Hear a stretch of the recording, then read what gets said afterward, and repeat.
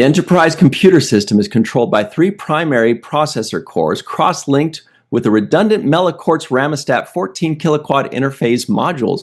The core element is based on an FTL nanoprocessor with 25 bilateral kellalactorals, with 20 of those being slaved into the primary Heisenfram terminal. Hello, everybody, and welcome to the 7th Rule with Cirroc Lofton. You read that better than Riker. Good job. My name is Ryan T. Husky. We did both read that. And today we're doing a review of Star Trek The Next Generation Season 6, Episode 7, entitled Rascals. Story by Ward Botsford and Diana Drew Botsford, and Michael Piller. Teleplay by Allison Hawk. Directed by our pal Adam Nimoy. This was Halloween, October 31st, 1992. Where were you, and how you doing today, Cirroc? Doing great. This episode was brought to you by Bill Erickson. Special thanks to War Dogheim. You know him as War Dogheim. We know him as War Dogheim, or Bill Erickson, or the guy that supplied me with some awesome huckleberry yogurt pretzels that were outstanding, and I even had some of his huckleberry syrup on my pancakes. Bless you, Bill Erickson, and thank you for sponsoring this episode. Don't forget about that jerky too. We've got top quality jerky for those of us that like meat. Yeah. Man, I'm going to tell you though, those pretzels, good golly. Oh, and the pretzel and the huckleberry taffy, yum. Oh yeah. Anyway, and huckleberry jam and everything. He's our huckleberry, that supplier, that's for sure. Everybody, please make sure you like this video, subscribe to the channel, hit the bell icon for notifications if you're listening, and give us a 5-star rating and a nice review. We'd really appreciate that. Visit us on patreon.com/the7thrule to support the show. That would be the best thing ever. And in the comments below, drop your favorite Megadeth song. So you've never seen this episode before, Cirroc, but let me tell you. Yeah. Everybody's been waiting for this episode to see what your reaction is to it. And I definitely thought of you a few times. When they pop up on the transporter pad, give me your initial unfiltered reaction of the 4 of them are suddenly 12-year-olds. I was thinking what took them so long to do an episode like this, because it feels like anybody who watches Star Trek could have wrote this episode or come up with an idea like this, pretty fairly quickly. It's basically like Tom Hanks is Big or Freaky Friday or all of these kind of, movies where an adult is in a kid's body type situation. So it almost felt like it took them 6 seasons to figure this one out. Like this is an easy low hanging fruit. But I was really thinking that from the opening scene that this was going to be unusual, because it was the weirdest collection of people that I think I've ever seen in an opening scene. Yep. Basically people we never see that much, with the exception of Picard. And even Ro Laren is not that established yet, so she's not like in every episode right now. She's still a roll of the dice, whether you're going to see her or not. So to see Ro Laren, Keiko, who I don't even know when the last time I saw Keiko was. Like once or twice. Yeah. And also Guinan, like another Halley's Comet type character that just comes in for those great moments, steals the show, and walks away. It's like, wow, 4 of them in the same episode. So I was thinking, wow, this is going to be unusual. This is a pairing. You talk about the away teams and who gets sent down on the away teams. This was basically an away team pairing that we haven't seen before. Right. And that's kind of like when you remember that story. That's kind of like when you first see the episode, that the very first thing you think is, what, for me personally, I thought, what a great group. we've never seen Guinan on an away mission or Keiko. Rose done something in a shuttlecraft. The first thinking is, hey, this is really cool. We get to focus on these characters and these actors. It's going to be really great. Something's going to happen, because there's really no world in which those four should be on an away mission together. It was very, very, very strange. So it feels like the immediate thought is, okay, they put them together for a story. But then they put them together for a story of them as kids, and then the actors aren't even in it. I would have much rather, first of all, I do love this episode, and it was a lot of fun. But that being said, I would have loved to see these four actually be on an away mission as the adults. I want to see Whoopi. I want to see Rosalind. I want to see Michelle Forbes. I want to see Patrick Stewart in a group doing their thing where they can actually get their limelight, not as kids, because that doesn't really feel like the regular characters. Or I would have rather this be four of the main cast become kids, and so then people like Keiko and Rolaren and Guinan need to step up on the Enterprise, because, for example, if Guinan has to step up in the absence of Troy, and Keiko needs to step up because O'Brien, is a kid, and Rolaren needs to step up because, well, not Data, but let's say Worf, that then they can still be featured. But anyway, so great episode, fun times, but I feel like there's a missed opportunity there to where the actual actors that usually play these characters, it would have been great to see them getting this episode, but there's no way to do that when they're kids. Yeah, which is weird, because you're like, oh wow, they finally paired them all together, and it's like, oh no, they didn't. It's just a teaser, Yeah. And then also just like the weird.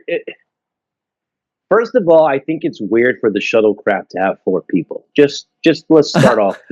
Let's start off with. I thought my nitpick was bad. You wanted to have six? No, it should be a two-seater. That looks like a two or nothing. Yes, unless you're rescuing somebody, then you can bring two people on board. But as a comfortable passenger seat vehicle, that doesn't look like a comfortable space right there for four people. Yeah. That looks like a two-seater. Like, it doesn't. Even when they were going through the wreckage of it, the frame, they had a box frame, steel frame, kind of looking like it was the destroyed version of that thing.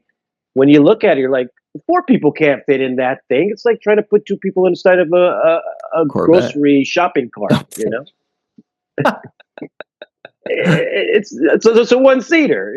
You can't put two people in there. So I don't know. Just off top, I'm like, how do four people go in a little shuttlecraft?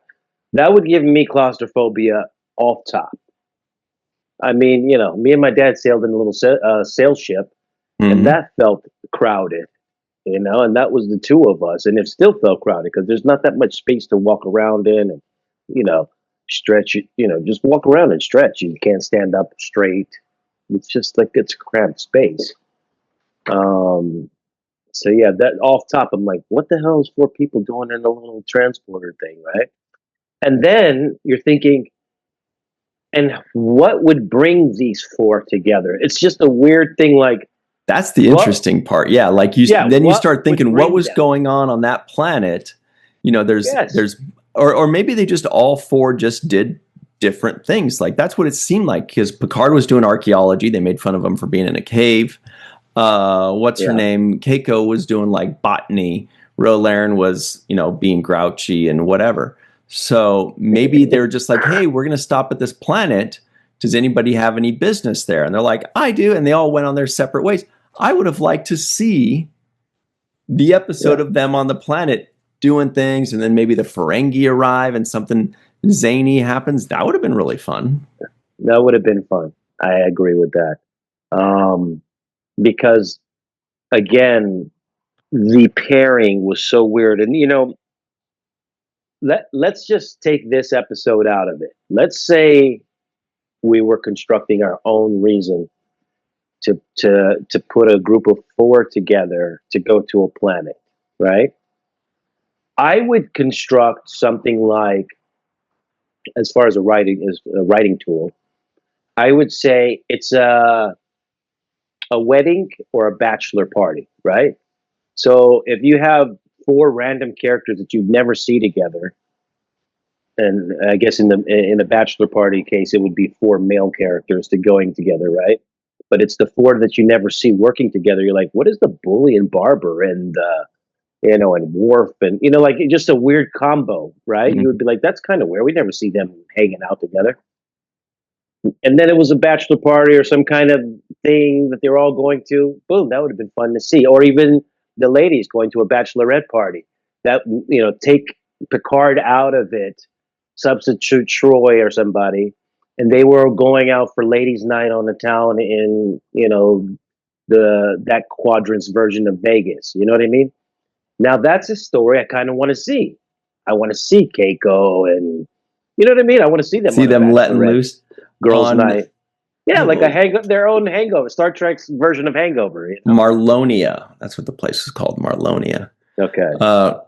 So that being said, now that we got all of our cries out of the way, Yeah. this is a fun episode that is loved by many people. Maybe some people don't like it. Maybe some people are like, I don't want to see the kid versions of these people. But obviously, it was lighthearted. It was funny. It was confusing with the Ferengi suddenly popping out of the Klingon ships. But it was nice because we got a little bit of, it felt like character development with these people as kids. Like we got to see, it felt like we got to know more about the characters because we got to see how they would act in a certain situation. Like Rolaren, we probably learned the most about her backstory, how her childhood was difficult. And it was really sweet to see her say, it was better than I remember it or something like that at the end. There was a really good moment at the end. Guinan as a kid, she was just like, awesome. I haven't been a kid for 10,000 years. I'm going to jump on a bed, Picard was super stiff. A lot of funny moments with when he comes in to try to tell Worf what to do. And Worf's like, psh, I will not listen to a child, and then Keiko trying to hug up on Miles, and he's like, I don't like this. This is weird. The best part though was Molly. She goes, "Not you, Mommy." She messed her up so bad. I actually was very happy about that. Me too. Because kids don't hold back. They're like, they just say whatever they feel. Like, she fucked her up, dude. Lady, whoever you are, get her out of here. She was so mean about it. I loved it. I did too. That was funny. I guess I'm going to be nitpicking a lot in this episode, but I'm going to just go for it. Yeah, I had a little bit of an issue with all of them aging to the same age. Yeah. I thought Guinan should have came back slightly younger, but still older. Yeah, if she's like a million years old or whatever, yeah. Yeah, if she's that old, okay, they went back 40, 50 years or whatever the number is, But how could they all end back up at 12? Like they all have different ages. You know what I'm saying? And also, who's to say that 12 years in Elarian, which is what Guinan is, if they live forever, maybe 12-year-olds still look like babies to them. Maybe they age really slowly. That would have been a fun and interesting thing to explore too. But you understand why they didn't do that. It's because it was supposed to be an episode about these 12-year-olds save the day, and if Guinan was an infant, they'd be like, okay, well, we'll just put you in this closet for safekeeping and move on. But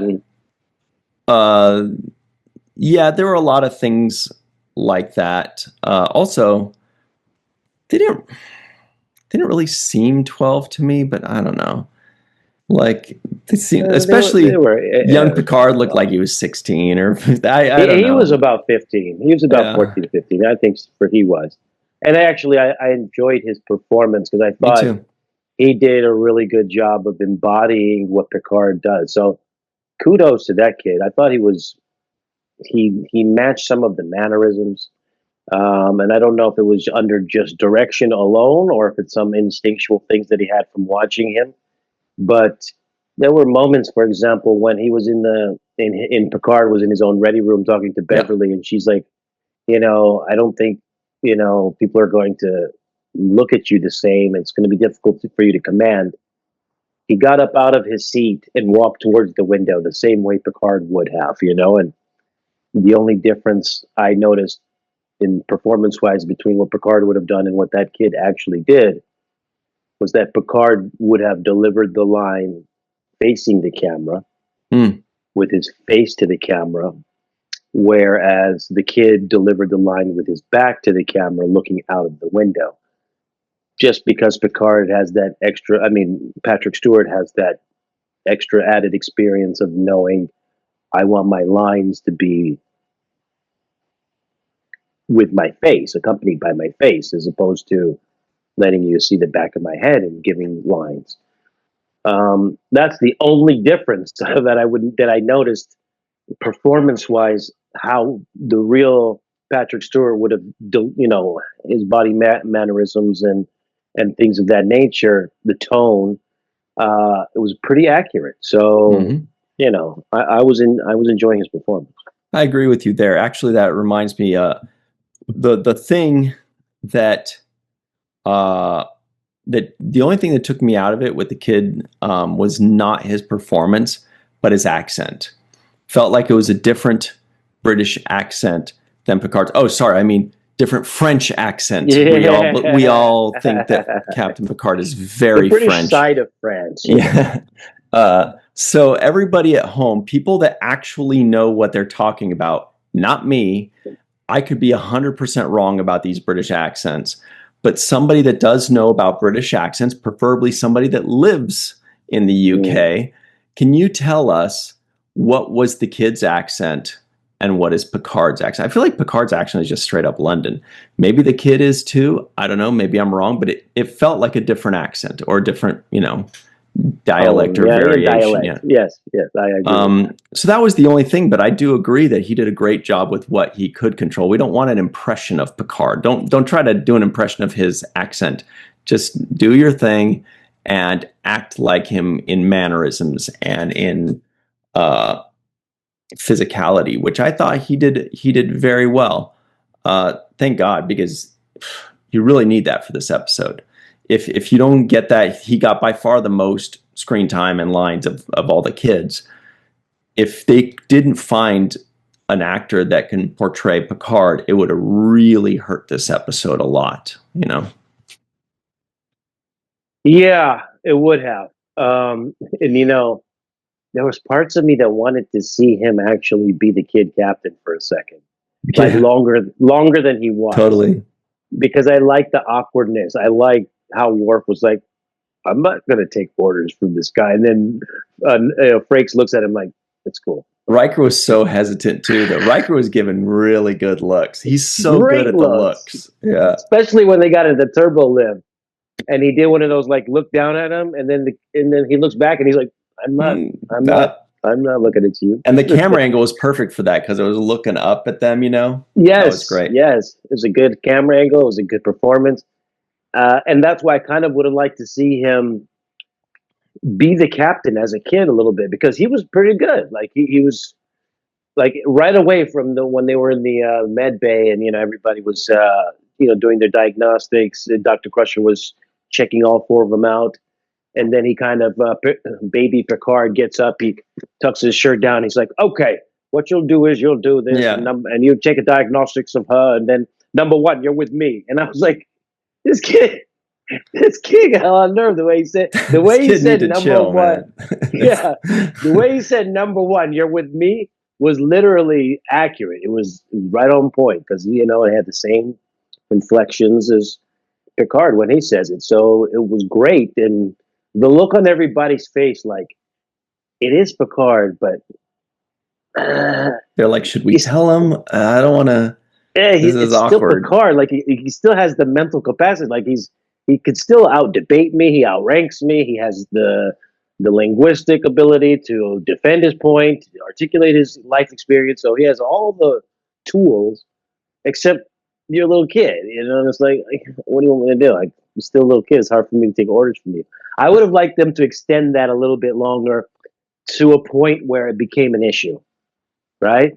Maybe it would have came an issue. For example, let's say Baby Picard is in charge, and we get all the awkward looks, and the Data is like rolling his eyes, and Worf is like, "Okay, I can only take so much of this," and and all of that. We juice that out a little bit more, and then we get, sir, we have two bird of praise decloaking, and now they're hailing us.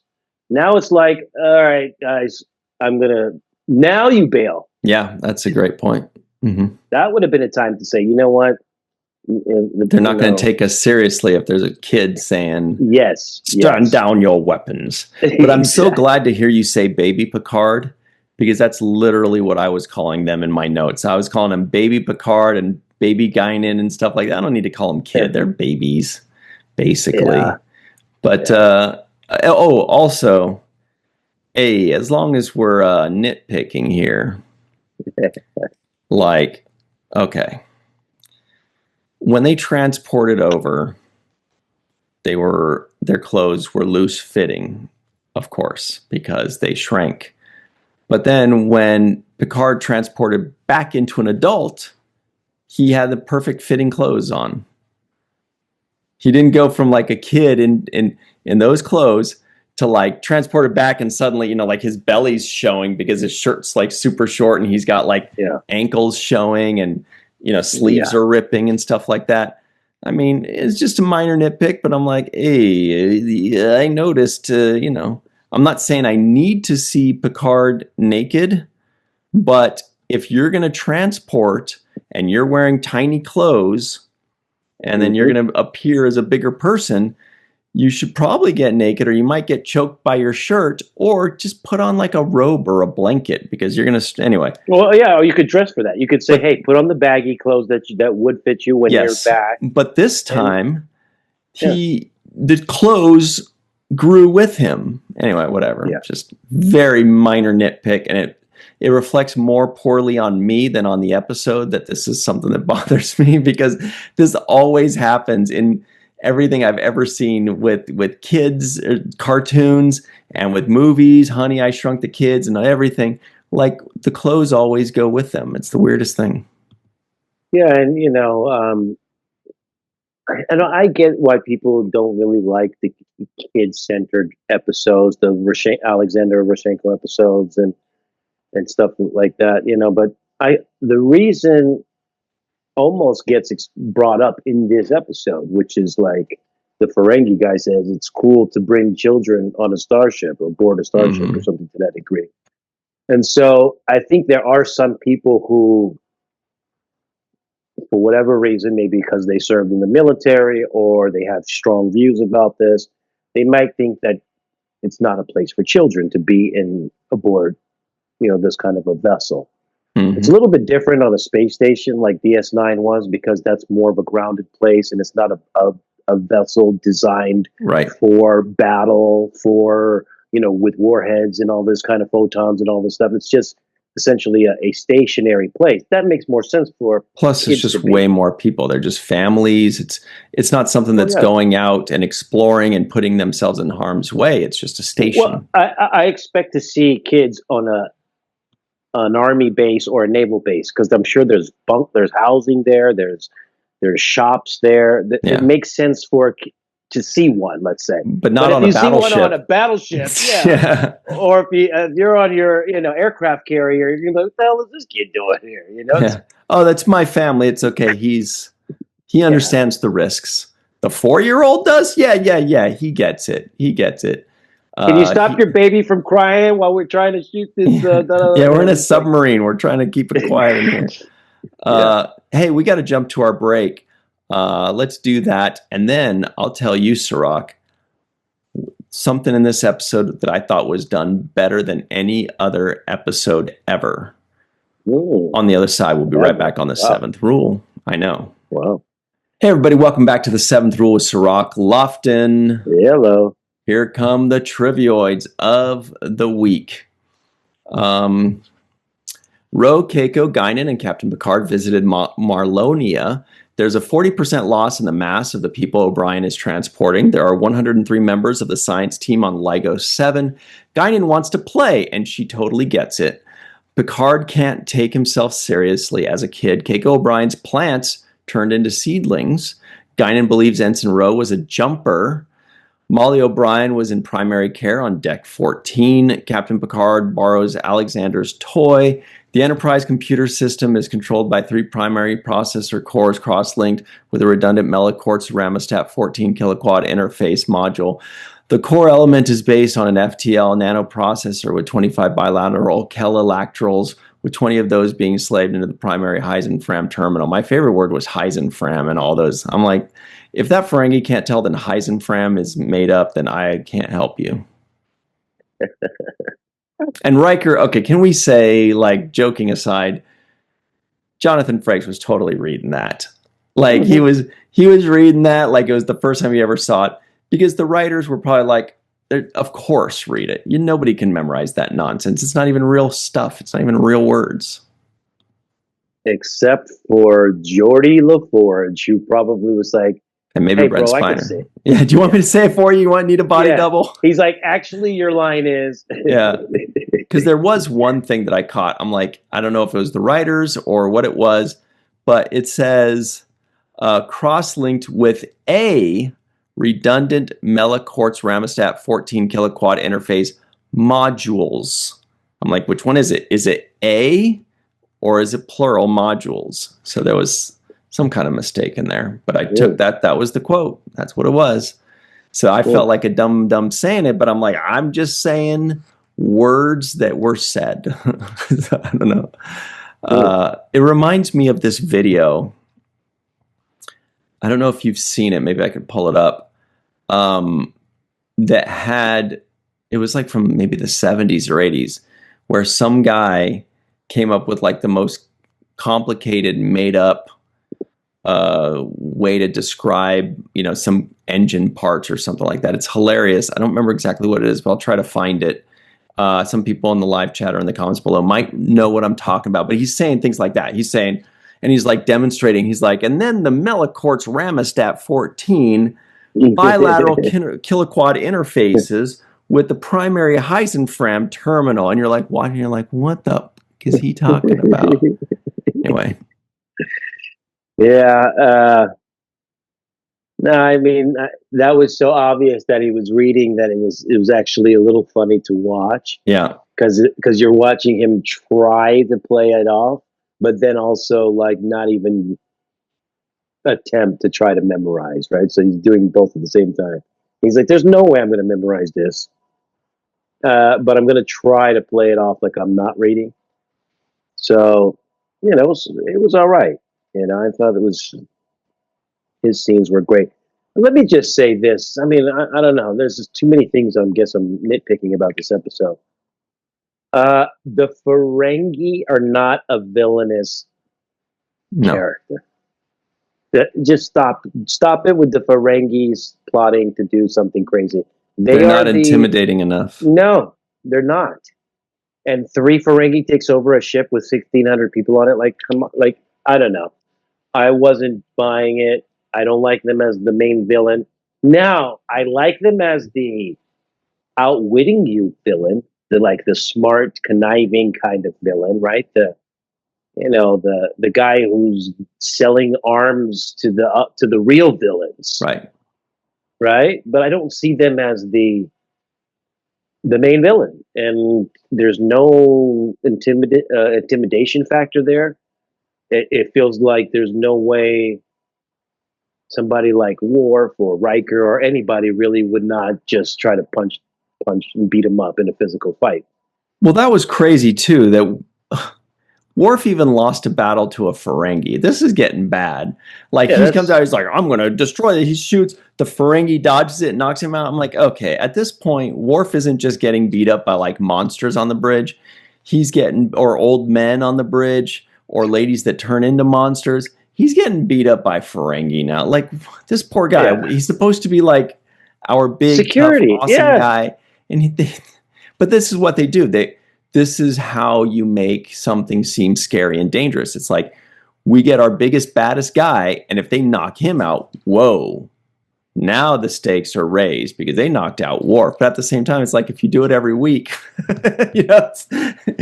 Worf. He looks weak. He looks weak, totally. and it's like, yeah, I'm like, come on, guys, the Ferengi can't be your villains. First of all, the Ferengi show up in a Klingon ship, so that's another I was like, what are we doing here? Like, why did they need to be in a Klingon ship? Because it had to be cloaked. It just felt weird. If they were Klingons, I would have been happier. Just like rogue Klingons. Beat up on Worf, call him a sellout for joining the Federation. Like that's more believable. Worf being beat up by some Klingons that had taken over the ship, maybe some rogue Klingons. I don't know. The Ferengi just kills me. I'm like,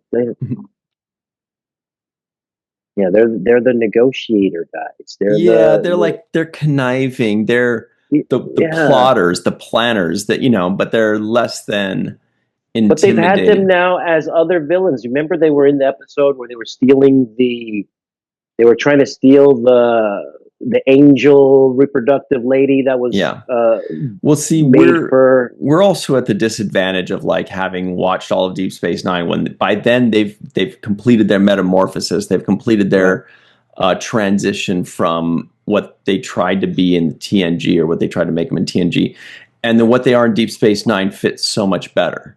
It's better. But they wanted initially for the Ferengi to be like the new big bad, the new Klingons, the new Romulans, the new scary Ferengi, but it didn't work. And as time progressed, Next Generation moved them along in that direction. Then Deep Space Nine kind of, I think, perfected what the race ended up being.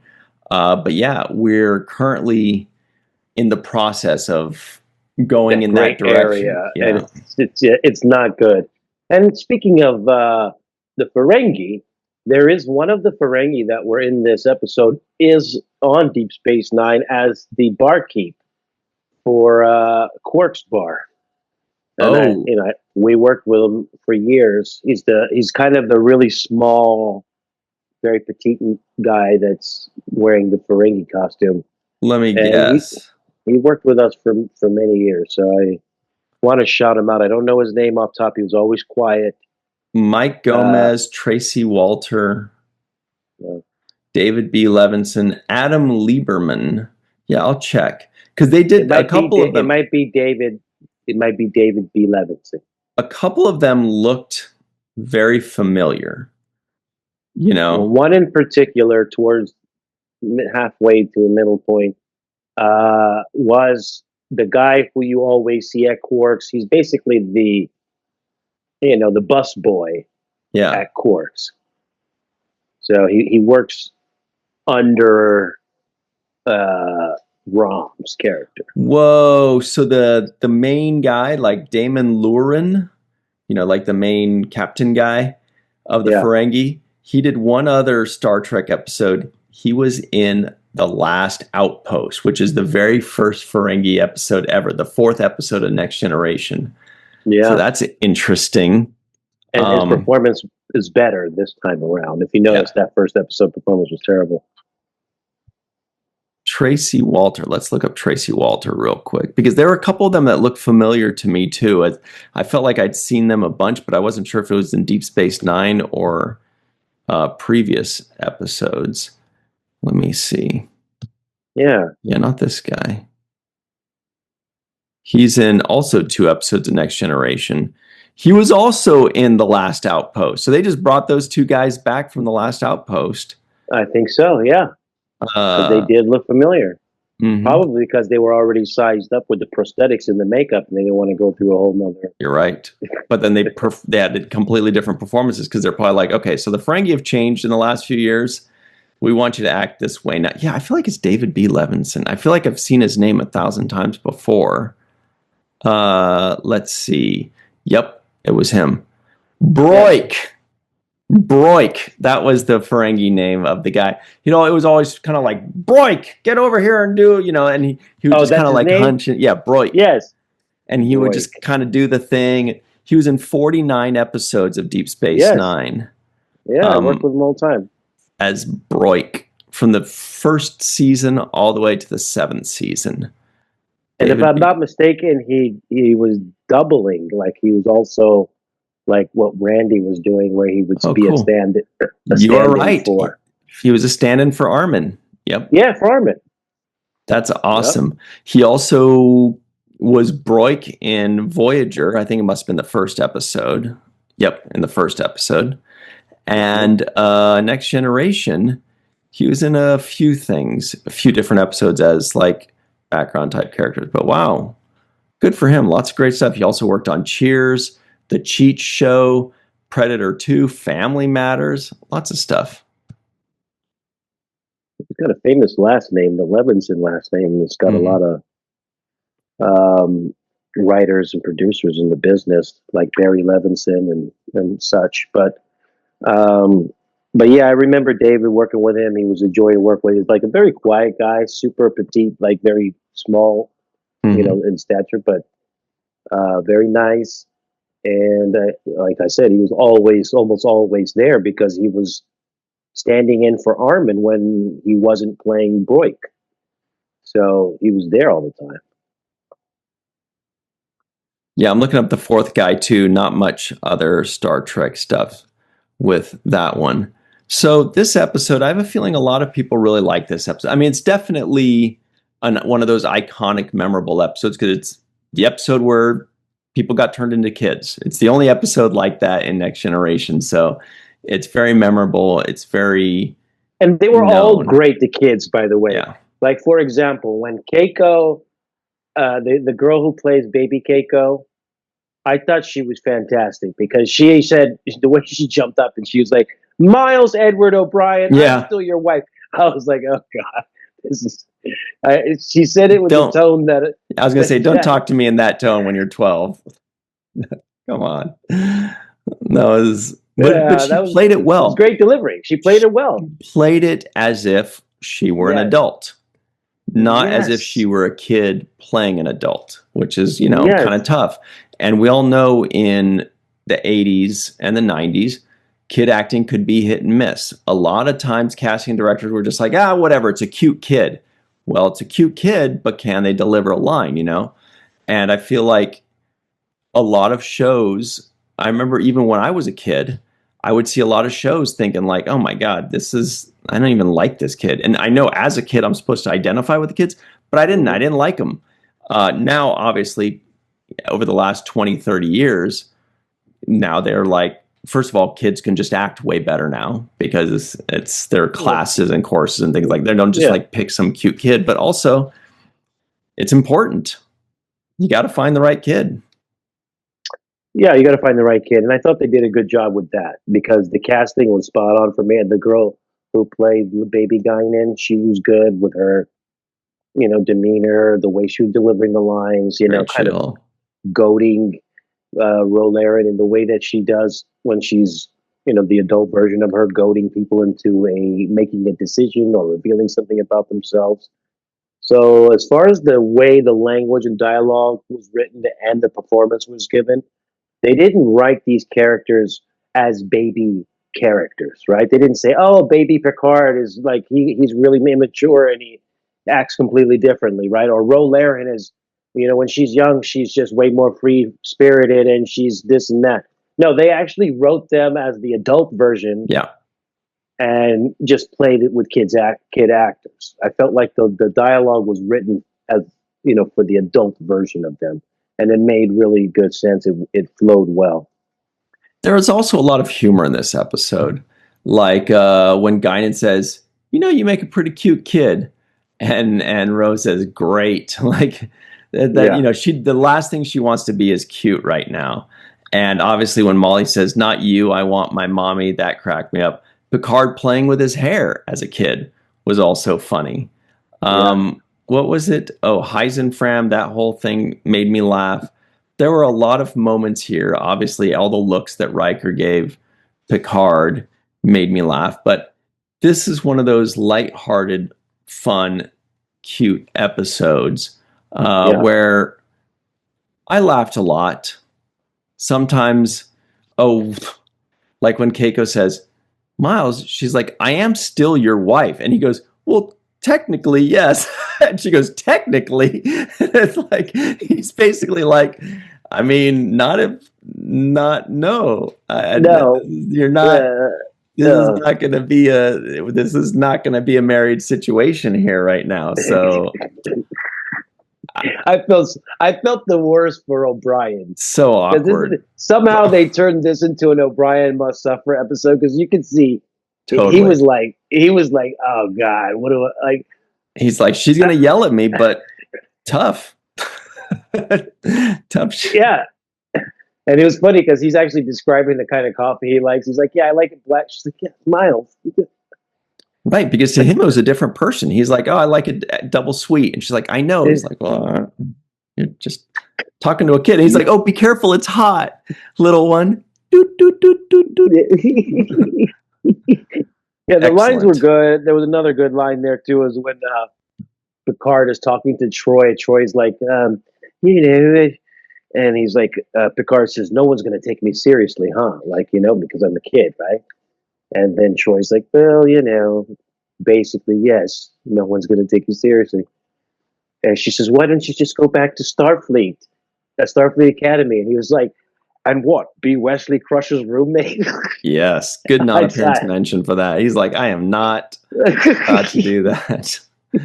Also, it was really cute, like I mentioned before, the ending where it's like, "All right, it's your turn to get turned back into an adult, Ro." And then she's like, okay, I guess I better go. And the guy says, what's the hurry? The transporter will still be there. Why don't you pass me the royal blue? And that was really cute. She's like, just let's enjoy being kids, because Ro never got her childhood, you know. And I'll be honest, I actually thought of you at that point, because I'm sure you did have a childhood, but a lot of child actors, they have a different childhood, and they maybe don't get the same carefree childhood that other people have. Even if they love what they do, even if it's the best experience of their lives, whatever, they don't really get as many opportunities to just play in the dirt or climb a tree or get a bloody nose playing baseball as other kids have. They have other amazing memories that many of us never get, but it's different. And I thought of you there because I was like, that's cute that Ro gets to go back and experience the childhood she never got. So I think there was something there. And Yeah. we're very grateful that you missed out on some of your childhood, but I definitely Yeah. passed a thought on you there. I was actually fortunate because I didn't miss out on too much. Yeah. I was working a lot, but I also went to school on days that I wasn't working. So I actually got a dual kind of existence where I dipped my foot on one side and both sides. So Mm-hmm. I got a half a childhood, let's say. And, when you add it up with the other experience, it made complete sense for me, and it's definitely worth it. But I Nice. understand people who have had more of a traumatic loss of childhood, right? That's like an even different thing than just doing something you love to do and getting paid and having fun. That's different than a traumatic loss where you have, difficult upbringing. She mentioned not having a bed to sleep in. These kinds of things. Those kinds of things can really affect your personality. We kind of see where Rolaren has that chip on her shoulder, kind of how Totally. Kira has that chip on her shoulder from having to be a fighter and rebelling and resisting the occupation and all of that stuff. When you have those kinds of upbringings, it kind of puts a little chip on your shoulder where your defenses are up, you can't enjoy certain things. You're always like on edge because you're in a protective mode. So I totally empathize with that. I thought it was good that Guinan was able to break her out of her shell and just get her to jump on a bed and just just let loose and enjoy being a kid for a moment.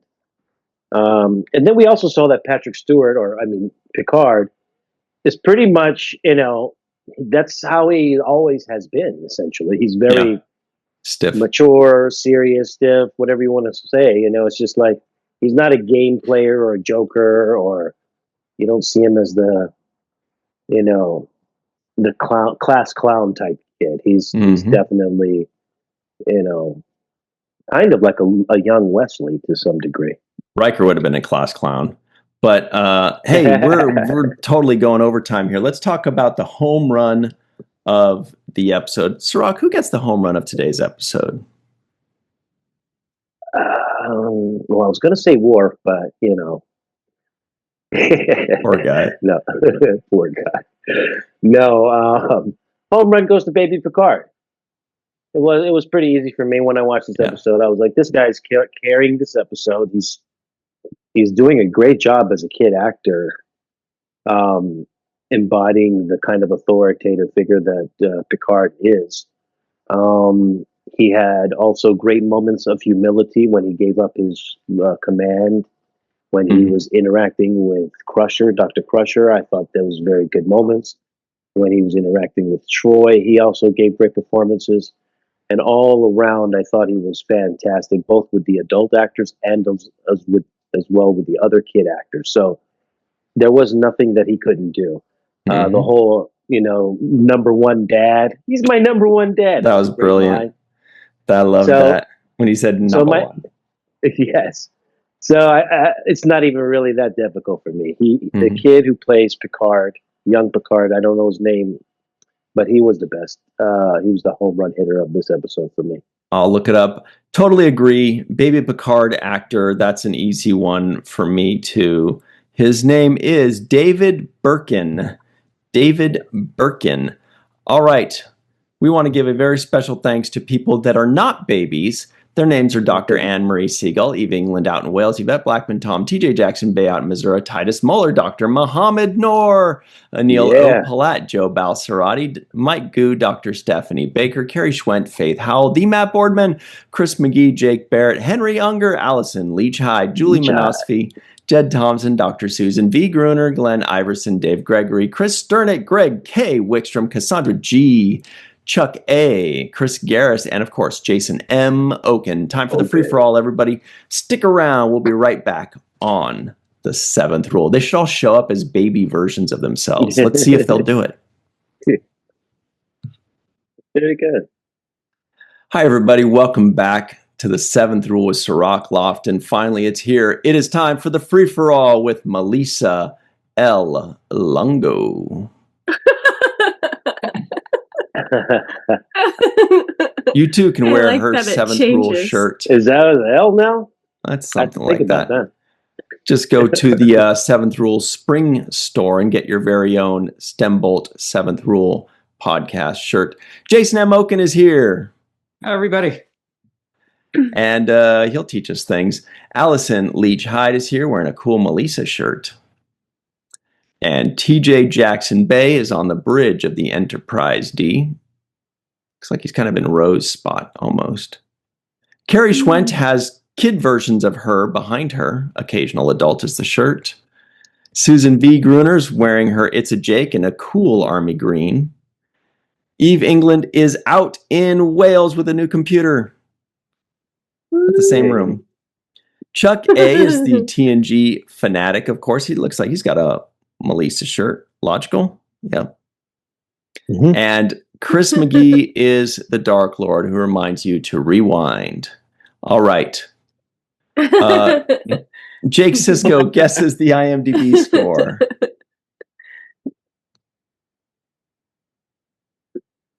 I don't know if it's a favorite.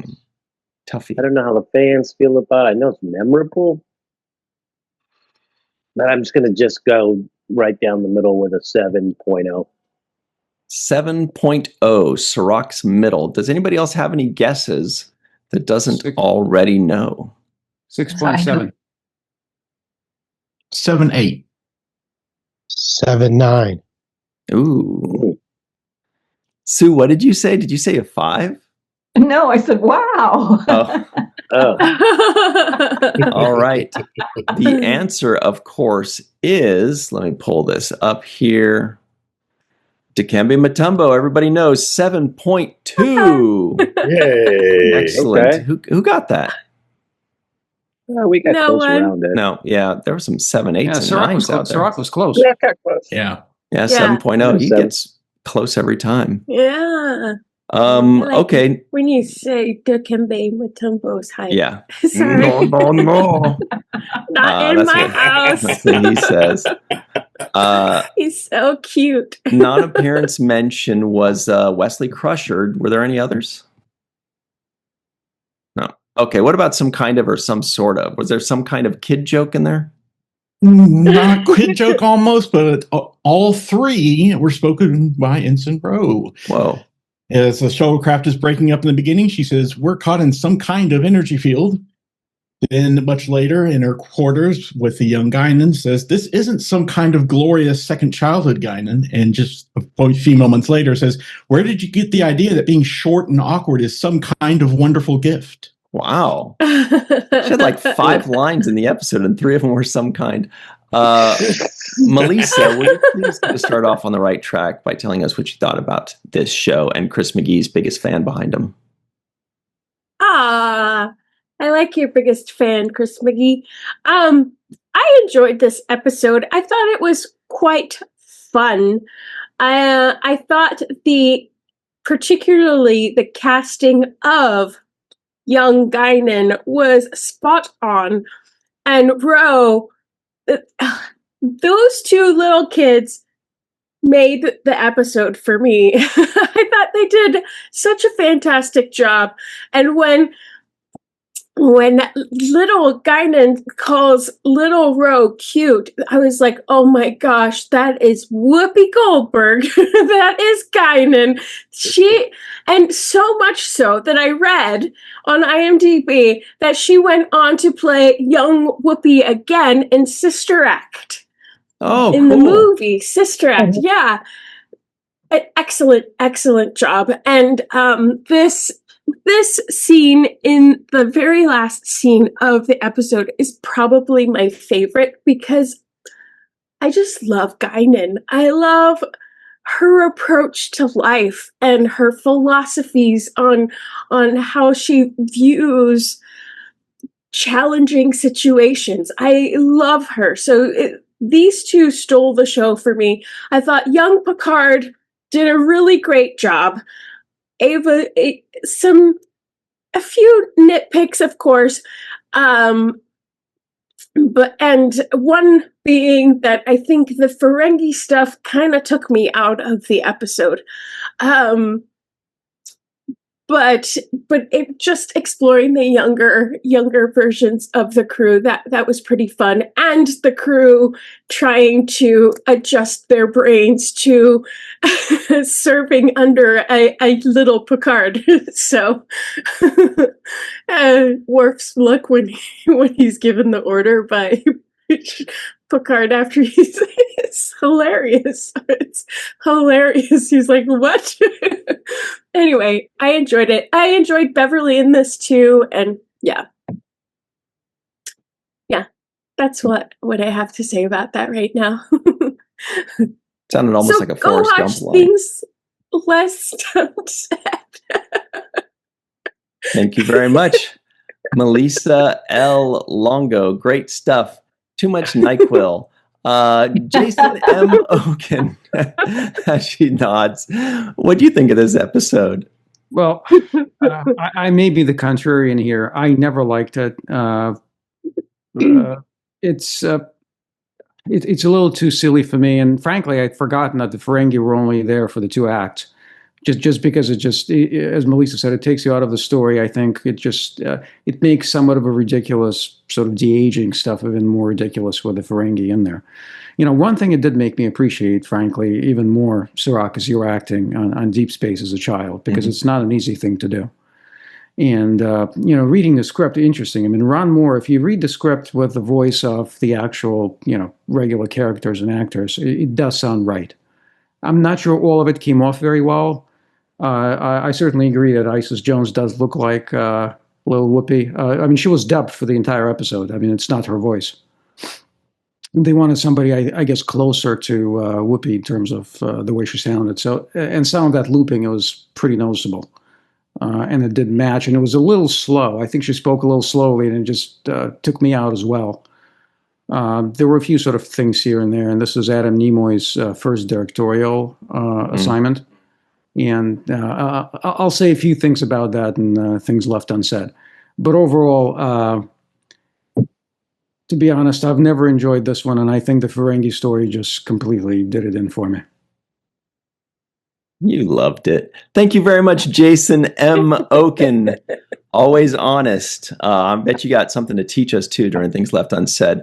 All right. Allison Leach Hyde, what about you? What do you think of this one? You know, it's also not one of my favorite episodes, but I like it the older I get. I think being a parent and watching this show, this particular episode, changed for me, especially with Ensign Ro, because we know she's had like the worst childhood ever. And of course, she wouldn't want to repeat it. And being forced to do that had to have been like a nightmare. But I really did enjoy that Guinan's like, you are in a safe space. Let's jump on the bed. Let's color. Crayons take you anywhere. Like that last scene, like I'm crying. Like, oh my God, look at her decide, because she had already said first episode that Ro was there. She's like, we're going to be friends. I like you. And here she is making sure she has a childhood moment, even though she's getting it as an adult. And I find that quite beautiful. So I really enjoy that bit of this episode. Otherwise, it's really silly, but we have like all of our favorite guest actors. We're just missing Nurse Ogawa. You know, we have our other doctor, nurse, he's there. We get so much Lieutenant J in this and her wonderful cheekbones. It's really fabulous. And, it kind of continues on the O'Brien must suffer. Like, here, your wife is now 10. Like, yeah. You guys have a 3-year-old. And now your wife 10. Like, what do you do with that? And telling you what to do. Yeah. I'm just like, I don't like, no, this is no. And she's like, well, what are we going to do? He's like, let's not make a decision now. It's all too much. So, yeah. And I did really like the little actor who played Picard. He was like tugging on his uniform. I am Jean-Luc Picard. I'm like, and then playing with his hair, and then Patrick, touching his head when he comes back. I'm like, that's great. I enjoyed those little things. But yeah, it is a little bit of a stretch, even for Star Trek, on de-aging. So, it's fun, but that it is completely redeemed by that last scene with Rowan Guinan for me. Thank you very much, Allison Leach Hyde. TJ Jackson Bay out in Missouri, how much did you love this episode? I think a lot. I've always enjoyed this episode. I think that the kids done pretty good. That Keiko O'Brien scene that someone mentioned a moment ago was so awkward. Like I couldn't imagine being in that situation for either one of them. And then, as also already mentioned, I really, really enjoyed watching the interactions between Ro and Guinan, and how so opposite they are approaching this situation, where Ro is like she's determined to suffer and relive it as the childhood that she had, and not look for like a joyful moment in that she could kind of think of, at least to be in this conversation. And Guinan is like, yeah, I'm bothered by all of this, but I can't do anything about it. So I'm going to just enjoy, what is.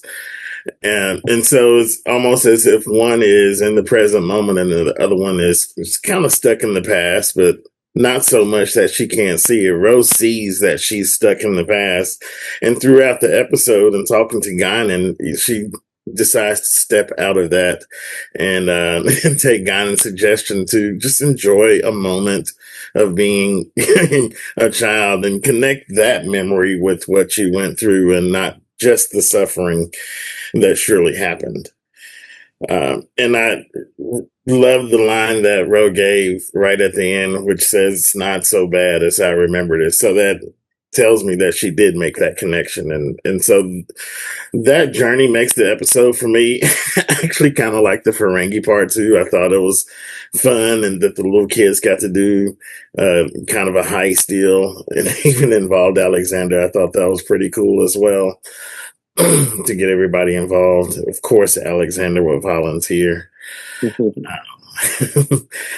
So I thought that was fun to watch. I like that. I actually enjoy this battle too because it's just a battle. It's not knock down, drag down. They're not about to blow up and all of that stuff. They kind of tussle a little bit. And I think it complements the rest of the episode well because to me, not having it so actiony kept me in the story about the kids. And it, just kind of gave them something to do. So I enjoyed it. Thought you might. Thank you very much. TJ Jackson Bay out in Missouri. Carrie Schwent, a.k.a. Crafty Bear. You like this one too, right? What do you think? I love it. And I'm sorry Ron Moore didn't enjoy this particular writing assignment much because I find the episode delightful. It is just so much fun. I enjoy everything about it. Yeah, even the Ferengi parts were fun. I'll get to the kids in a minute, but there's so many guest stars. But the Ferengi I'm going to highlight real quick. Two of the Ferengi, or all three of them, have played Ferengi in other episodes. One of them was one of the Ferengi in The Perfect Mate. The other two were the other Ferengi along with Armin Shimmerman in The Last Outpost. But in a connection with the previous guest star that I mentioned, Olivia Dabo and Conan the Destroyer, one of the Ferengi was Conan's sidekick guy Malik in Conan the Destroyer, and has several interactions with Olivia Dabo's character, and he is adorable in that. He is also the Joker's henchman Bob in the first Tim Burton Batman movie. He is Joker's number one guy. If you've seen that movie, know that line. Love that actor. I find that actor absolutely adorable in pretty much everything I've seen him in.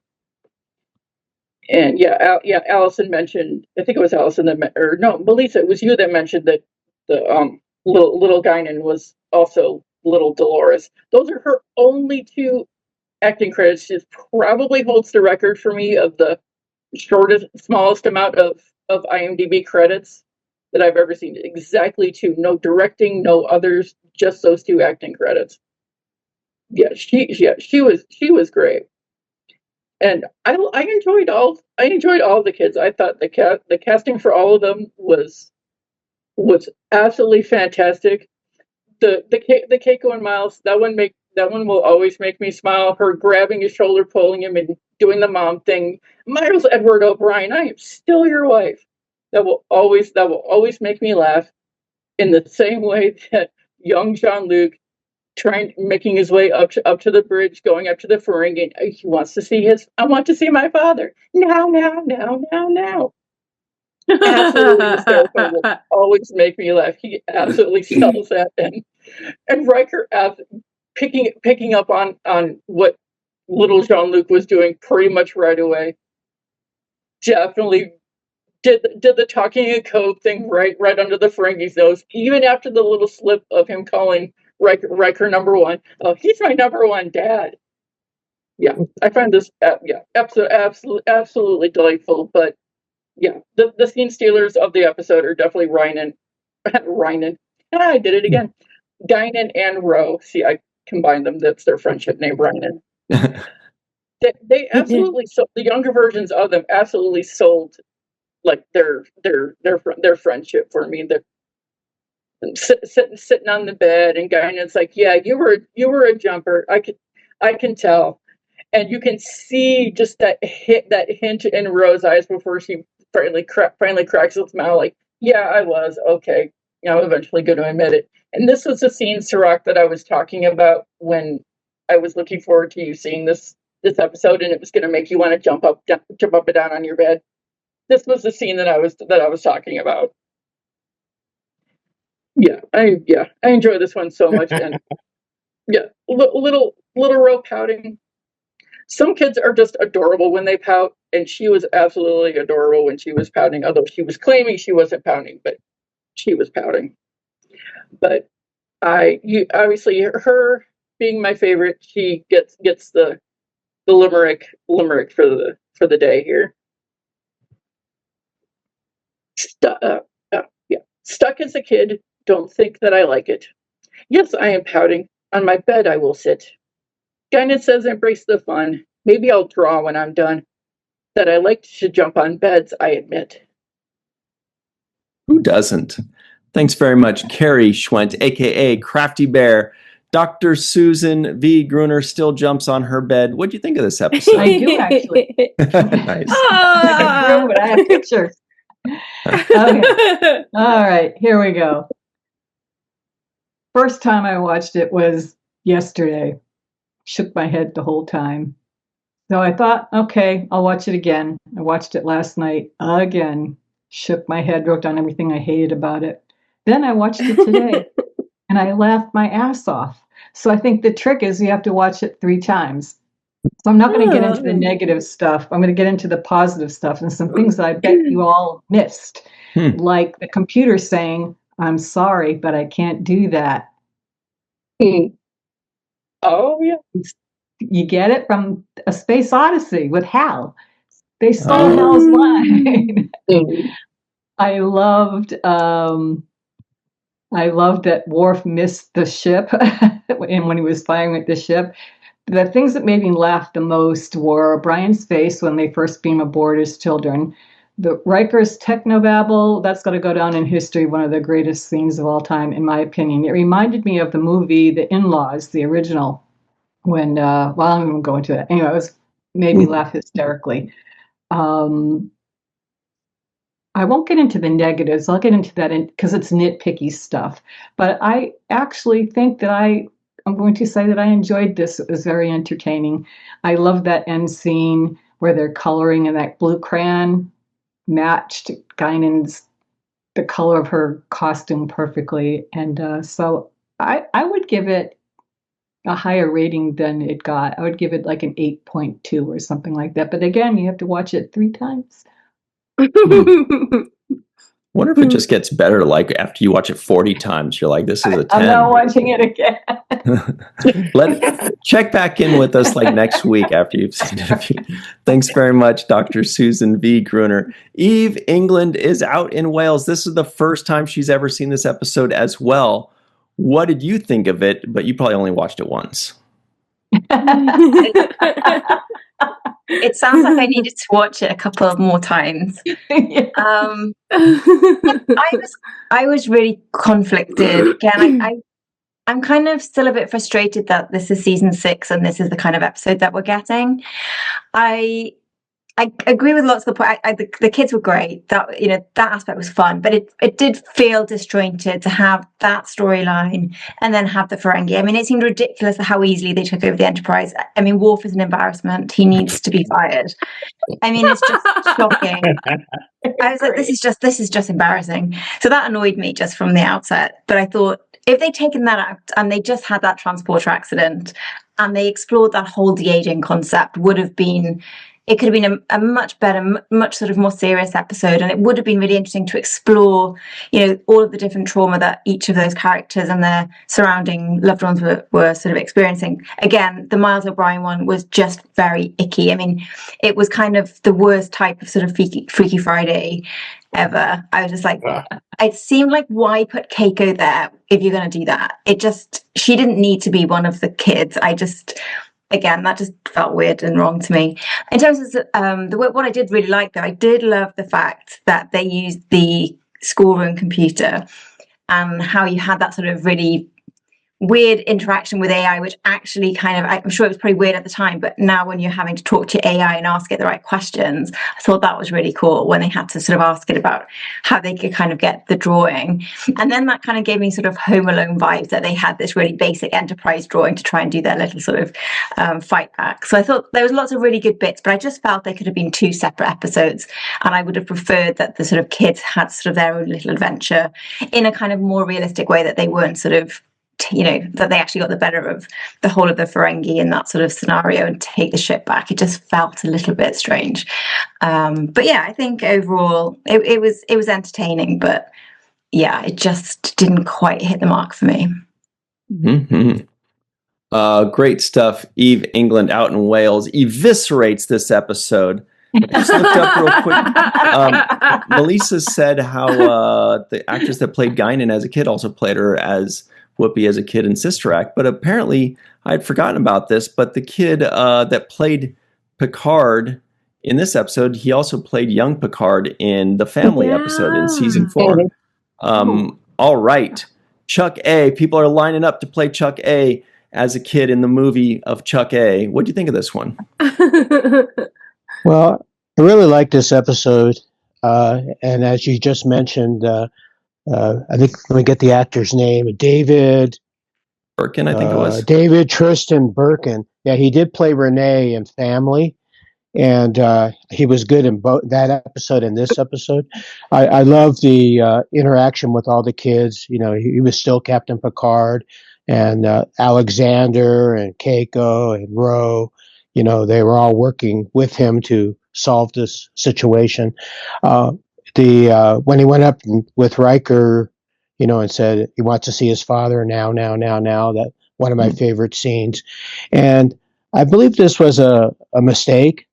He asked his dad, Riker, to fix a computer on schoolroom 8. And when he gets back down, they're on the computer. It says schoolroom 7. I noticed that before. I don't know if that's an error or not, but I noticed that when I watched it a few years ago, and I noticed it again when I just saw it. The Ferengi, they came in Klingon ships, and when you first see, you think, why are the Klingons attacking the Enterprise? And then you find out it's the Ferengi, and then they say they're not affiliated with the Ferengi Alliance, which is, I guess, what they needed to do so that there's no war with the Ferengi. But the Ferengi were a little bothersome in this episode, but I thought the actors did a good job. And the scene with Riker on the computer with all the technobabble, and that Ferengi actor who played the Ferengi, his response is like, well, he knows what Riker's saying, but then finally says, well, I don't know. I think it was a for mantle drive. He says, can you repeat it? The ending of the episode, as has been mentioned, with Whoopi Goldberg and the young actress who played Ro, that was probably the best scene in the entire episode. I really enjoyed that. And apparently I was reading that, two spoilers, that, the O'Briens go to DS9, which we all know. And so they're going off the Enterprise. And then apparently, I didn't realize this, but Michelle Forbes didn't repeat Ro again until late in the 7th season. Mm-hmm. So and she it really wasn't in it too much. It was the child that was in it. But I didn't realize. I thought, well, she must be in a couple more episodes, but she's not. Like I said, I enjoyed this episode. I watched it twice, once last night and once this morning, and I did enjoy it both times. I thought it was a very funny, amusing episode. Thanks very much, Chuck A. And nice distinction. You mentioned that the kid played Rene Picard. That was actually his nephew, not playing Picard, as I may have said. Thank you very much, Chuck A., a.k.a. TNG Fanatic. Chris McGee is the Dark Lord. What do you think of this one, Dark Lord? It's a fun episode. No deep, thought-provoking moral dilemmas, no galaxy-ending crisis to solve, just a fun what-if premise that allows us to see young Guinan and Ro jump on a bed and young Picard with a full head of hair throw a temper tantrum. And it's interesting to see the Ferengi reclaim a little bit of the ferocity they lost in the last few seasons. I normally don't like episodes featuring children, but at least the actors in this episode were more pre-teens rather than preschool, and they did a great job, so I'm cool with it. Lieutenant J shows up in this episode fairly prominently, of course, and I love that she's getting more screen time lately. I will say, though, that it is not a perfect episode, as many have mentioned already. For example, I always suspected that the young Guinan lines were all looped because it seemed so noticeable. So thank you, Jason, for confirming that. Having the young Picard order tea Earl Grey hot and stare out his ready room window, or later on say, make it so, feel like forced attempts to convince the audience that he's still the same Picard.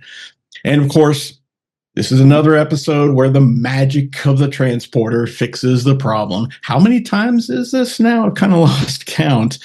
I mean, I guess you could make the argument that the transporter buffer can act as a save point for anyone, just like in a video game.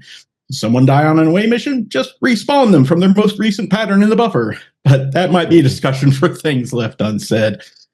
Oh, and speaking of things left unsaid, I have a question for you lot to answer in that segment. I'd love to know what character, besides the four in this episode, of course, that you'd like to see as a kid and why. And since there's only so many to choose from in The Next Generation, I'll open up the choices to all of the Star Trek franchise. My choice, Worf. If only to see how he would interact with his son. I am still your father, Alexander. You'll obey me. The quote of the episode for me was young Picard at the end pointing a phaser at the Daemon and saying, I believe you're in my chair. Mm-hmm. Great stuff. I think we got some material for things left unsaid, too. Jake's final take. Sirach, any final thoughts on this gem of an episode that you have to watch thrice to enjoy? You're still muted. There you go. Yeah, I didn't watch it enough. I guess I have to watch it a few dozen more times. But yeah, when Guinan says, it's funny because Guinan does what some people do when you have an excited moment. You're like, oh, this happened to me. And they're like, yeah, okay. And this is what happened. Picard is so excited about this piece of artifact that he found that's 700 years old. And she's like, yeah, whatever. My dad's 700 years. Like, I've got socks that are 700 years old. Like, literally, I don't care. So that was a big bubble burst. You don't bring that person around when you're trying to be excited about something. Also, I noticed that when they went in through a little bit of turbulence on that little shuttlecraft, Guinan's grabbing that hat. She's like, my Yes! hat. I don't care. This hat got to stay right where it is. I was like, yeah, that is funny right there. She was holding on to that hat. I was like, there's no wind blowing. Okay. So that was one. And then, again, they just can't help but kind of give away episodes with the titles. I don't know why they do this, but as soon as I heard Rascals, I knew it was some kids stuff, right? There was no way not to know that. So, I mean, just a little bit of hiding the ball a little bit, guys. Don't let me know what it's about. Sorry. And also, back to that shuttlecraft, way too small for 4 people. I would never, under any circumstances, get into a shuttle that small with 4 people. It's just not happening. There's not enough space. I mean, where's the bathroom? He's thinking about legroom right now. I'm thinking about, bathroom being by the toilet there. What's going on? So it's too small. Even if one of the people was the intendant? Well, let's see. That makes it interesting, though. And then another thing, there's 1,500 people on the Enterprise, like 1,500 people. Like 1014. 1,000. Okay, 1,000 1014. people. There's no way 3 people, 4 people can hijack a ship with 1,000 people. What are the other 950 people doing while this is going on? Are they just sitting in their rooms like, well, we just got to cooperate? Like, hell no. It just doesn't even make sense to me. So at least explain that away. So make Riker make an announcement. All passengers on board, please remain confined to your quarters. Da da da da da da. So that way we at least know that there's no resistances happening in other places. Because you're not going to stop me. You can't be in all parts of the ship. So I would definitely be looking to wreak havoc. So it's just not believable for me. Sorry. I guess it took them this long to figure out, but the Ferengi are not a good villain when it comes to being intimidating. They're a good villain when it comes to negotiating, when it comes to being conniving, when it comes to stealing stuff. But when it comes to being forceful and overpowering and intimidating, it just doesn't sell. It doesn't work. And I didn't buy it at all. Yeah. And, that's pretty much it for me. I did think the kid did the Picard kid was fantastic. I thought all the kids were actually good as far as emulating the characters they were supposed to be. They did a very good job of that. But, at the same time, this actually gives me a kind of a greater appreciation for the serialized storytelling that Deep Space Nine comes across. Because at this point in season 6 of our show, we've got many storylines juggling in the air. And there's so many things at stake at this point. There's the Dominion, there's these love interests, there's these relationships. And you see all of this stuff, and it's still ongoing while there's a new story being introduced. So this is where you get like all of this layered and context. And for me, it's like I'm 6 seasons in, and I feel like very little continuity as far as anything really. It's just like a new adventure, new adventure, new adventure. But I don't see any continuity picking back up from here, bringing back this.